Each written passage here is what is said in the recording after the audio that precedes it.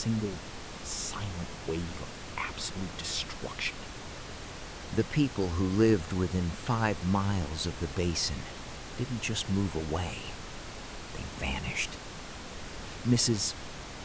Gable, who ran the diner on the edge of the county, was found sitting at her counter 2 days after the incident. She was alive, but her memories were gone, wiped clean, as if the weapon had emitted a pulse that reset the synaptic pathways of anyone nearby.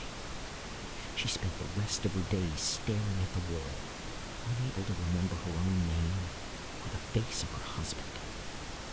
There was a sound recorded by a ham radio operator 3 miles out. It wasn't a bang or a blast.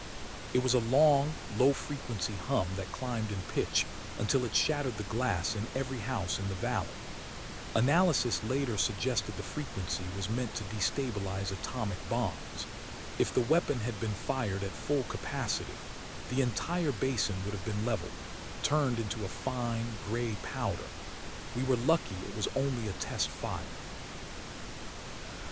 By the 3rd week, the area was cordoned off. Black SUVs with no plates patrolled the perimeter, and men in hazmat suits spent 12 hours a day vacuuming the sand. They weren't just looking for evidence. They were looking for fragments of the energy field.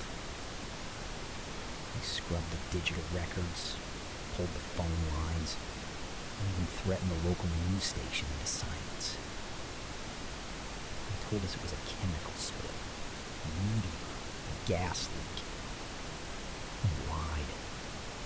And they believed that we knew. I spoke to a physicist who claimed to have seen the blueprints. He said the weapon utilized non-Euclidean geometry. The interior chamber was larger than the exterior casing could physically allow. It functioned like a folding mirror, trapping energy in an infinite loop until the trigger was pulled.